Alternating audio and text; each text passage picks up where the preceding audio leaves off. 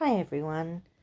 Last time we had a look at how to make lovely tissue paper and wrapping tissue castings from rubber stamps. And this time we're going to have a little look at what we can do to colour and stitch them. So last week we coloured that lovely little blue rose that you can see in the background. Right now I've decided to make a page for our journal out of it. And I've grabbed some linen. It's a nice dusky pink, kind of a mousy pink colour. And I'm just fraying the edges. I like to mix the fabric with the paper and some stitching so we get it all in together. Here's a piece of white scrapbooking paper. It has a lovely sort of silver embossed kind of pattern on it. I tore the edge and then I just put a bit of blue watercolour on there, just to bring a little bit more blue in. I grab a piece of crocheted lace and I just keep rearranging everything just to see, would I like it like this, or that lace is lost on that background there, so I wouldn't do that. I add in a paper doily that's got a little bit of a touch of paint on it. And then I also bring in a blue marbled paper that I use as the background. Not much of it will show, but it will echo that blue that's in the rose pattern. And I really like that we have those little touches of blue to balance it out. So once we've had the final rearranging to our heart's content and figured out what we like best in composition, then I would grab my glue stick and give it a bit of a dab here and there to hold it together, and then I'm ready for some stitching.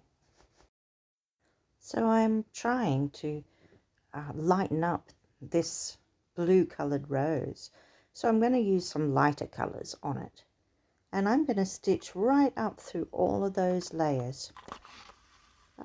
So the bottom, when you're starting off, you could easily just use some sticky tape to hold your thread. But I'm sort of holding it with my fingers at the moment to stop it coming all the way through. Alright, so what I'm doing is a little bit of seed stitch for a start, and you can see it's not such a crazy choice using this apricot-y pink colour, because there is a little bit of that showing in the rose if you have a look. So it's sort of bringing out a little bit more of that colour so that we see it. So I'm doing some seed stitch, and then I decide, okay, I need to lighten up some areas of this rose and really make it show up a bit. So I am using some plain running stitch, ordinary stitching, and I'm just going around the petals, around the edge of the petals, some of them. And this is a relief, we have relief. What do I mean for that? So I mean it's in two layers. We have a flat layer and a raised layer, and the separation of the petals is raised. So it's quite easy to show where I want to put my stitching. It's just on the other side of those raised areas. So now I'm grabbing a nice colour that's got that same sort of apricot and into an aqua. And I'm just sewing a little bit out into this doily and down through the linen and right through into the back piece of paper. And I'm going down, and then I'm thinking, okay, well that's got that doily attached and that. But now I might mix it up a bit and do a little bit of seed stitch. Seed stitch goes, just similar, just the plain stitch, but randomly goes in different directions. It's a good one for like holding things down like that are not just a straight line. So, and this will look good with the variation in this thread. It really helps to blend things together. So I'm happy with that, and I'll continue doing a little bit more on this when I'm nearly finished on this thread though. Let me just show you. So when I can't go any further with my needle, take it through to the back, and then I can thread it underneath, you see. Now what I was saying before is that you can start and you can finish with a little bit of sticky tape on the back if you want. I don't really think it's going to go anywhere, so I'm not going to bother. But let's have a closer look at that seed stitch. Isn't that pretty? And that little bit of stitching we did helped to pull that a little bit of lightness into that blue. So I'm putting that one aside for now, and I am grabbing another one. This is also a rose from the same stamp. We used tissue paper. We did it last time, and we attempted to colour. We thought, oh, experiment. We dropped a little bit of watercolour onto the wet tissue paper mould, and we thought maybe it'll spread, but you know, now I'm trying something different. And this is just a pink ink, just an ordinary ink that you would fill a fountain pen with. And I thought, oh, maybe if we put that on and then a little bit of water, maybe it'll spread and maybe we'll get an interesting effect. So I'm quite happy to just keep playing and trying different things and experimenting. And that's what I want people to feel happy to do. It is basically a couple of tissues, and that's it. You know, you can feel free to keep trying different mediums and things on it and just see if you end up with something. I've got ones that have changed personality loads of times, you know, from adding different colours and things to it. So I'm just going to keep going with this. I'm going to try something else. I've grabbed out some acrylic now. So we've had ink, we've had watercolour, and now we're going to try some acrylic. So acrylic is a thicker paint than watercolour. Here I've mixed a little bit of water with it, and I'm just going to brush it onto those leaf shapes just to get a bit of green in, see if I like it. Get a bit of, yeah, I quite like that. And then I'll see how it's got quite a lot of the white still showing, like it didn't really blend how I had hoped when I added that watercolour. I had hoped it would spread out. So now I'm just using some watered down that same acrylic. When it's watered down, it's almost like a glaze, almost like a watercolour. So the more it's watered, the more it'll be thin and the more it will spread. So that's what I'm doing. I'm just popping it into the background. And already this rose is looking a lot better. I can see that I can finally think, oh yes, I can do something with you. So I'll let it dry, pop it aside, and let's have a look at some other things. Alright, so here is a heart one that I did ages ago, but I'm wanting to try a few different things.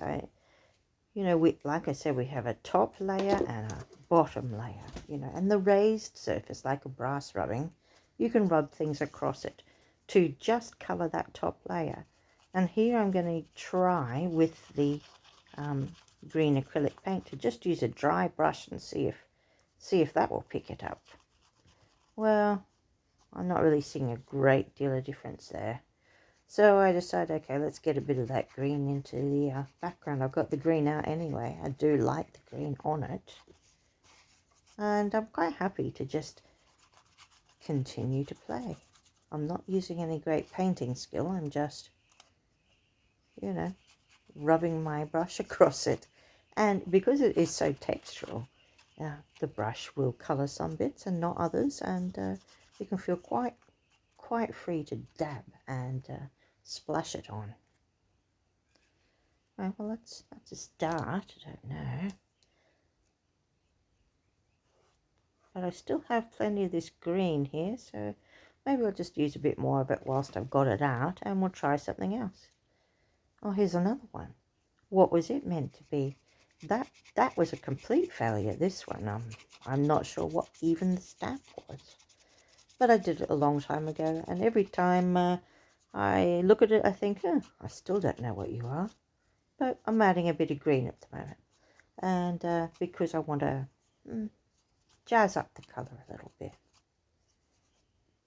You know, I'm happy to do that. Really very happy to do that until I find what I like.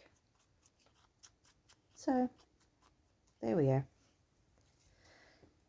But in the end, I think I still can't tell what that design is. And this is a good idea. Sometimes you can just cut things up. So I still like the texture on this. I still like a lot about it, but it's just a blob on its own. And so I'm cutting it. And I imagine that could be quite nice.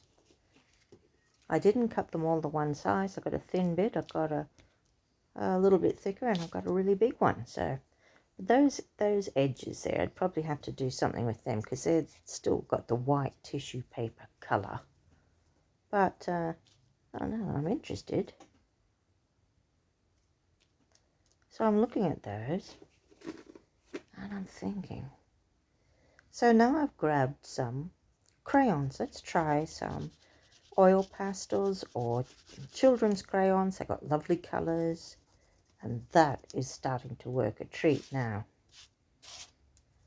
And see how it's just picking up the higher raised bits of that design, the creases in the tissue, and it's really loving that colour. And it's brightened the whole thing up. I like it. So I think they're good. What else can I do with the little crayons or pencils or what have you? Certainly worth an experiment. So I grabbed this one. This one's always been a bit dull. I have never decided what I want to do with it. Yeah, so I'm going to add some colours on this and just see where it ends up. So copper and green, they always go good together because if you think of it, it's the natural verdigris colour of copper. When a copper dome on a building turns green, it goes into this beautiful colour. But I'm not going to stop there. I'll end up, using a whole bunch of colours. I think it's improving for me, I think. But it depends what you put it on, what you do with it at the end. I mean, there's no way I'm finished. I'm just enjoying playing.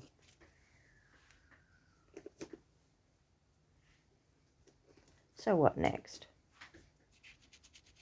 A little bit of reddish colour.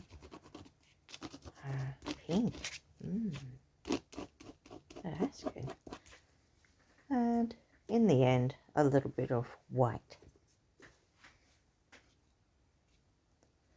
That may be a step too far, but in the end, you know what I think? It sort of looks like a little bit of, it kind of looks, I don't know, almost like graffiti. But what I'm thinking it actually looks like, it reminds me of a wall where theatre or band posters have been, and layers get left behind, new ones go up, and you end up with this very textured surface. So I'm thinking that could work. Yeah, interesting.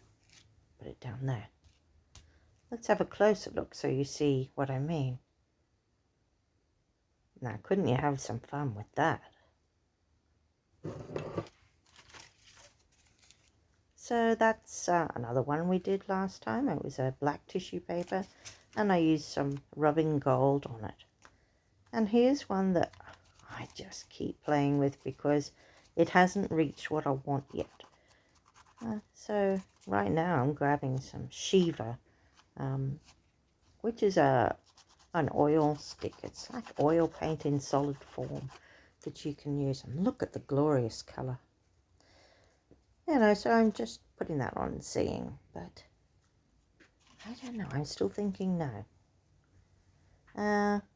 So I actually think, I might get my scissors out again. And because this looks like a little window in a frame, I've decided I am going to cut that little bit out, and I'll use these two bits separately. I'll have the frame, and I'll also have that pretty little shape in the in the center. And I think I can come up with something, you know, it's giving me ideas. So that's what we want, ideas.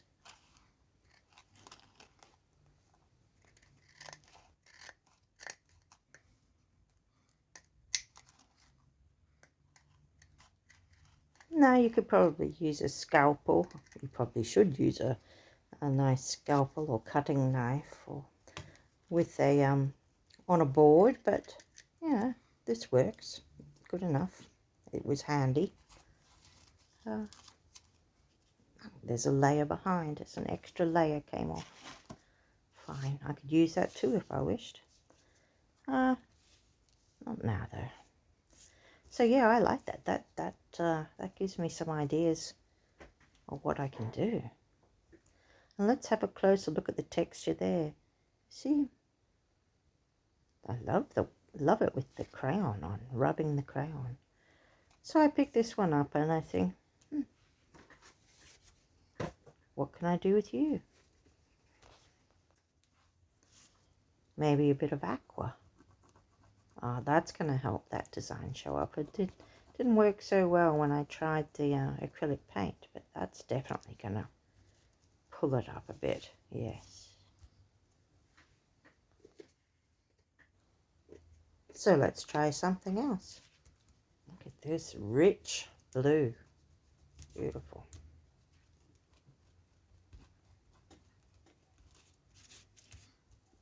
Love it. You know, everything doesn't need to be this vibrant. You can certainly do pastel. You can do whatever you like, but I've just finished a big project that was all in creams, and I've just been dying for some colour. Let's have a look here. Here we go. So this is the page in my journal. I finished it now, and I've done some nice shiny green, minty green on the leaves. You know, I'm really enjoying this craft, and I think I've got a little bit more to do on this. So I think I'll use some of these to make some more pages. In the meantime, I really do hope you've enjoyed this. If you have, don't forget to press like and subscribe if you haven't already, and I'll see you next time.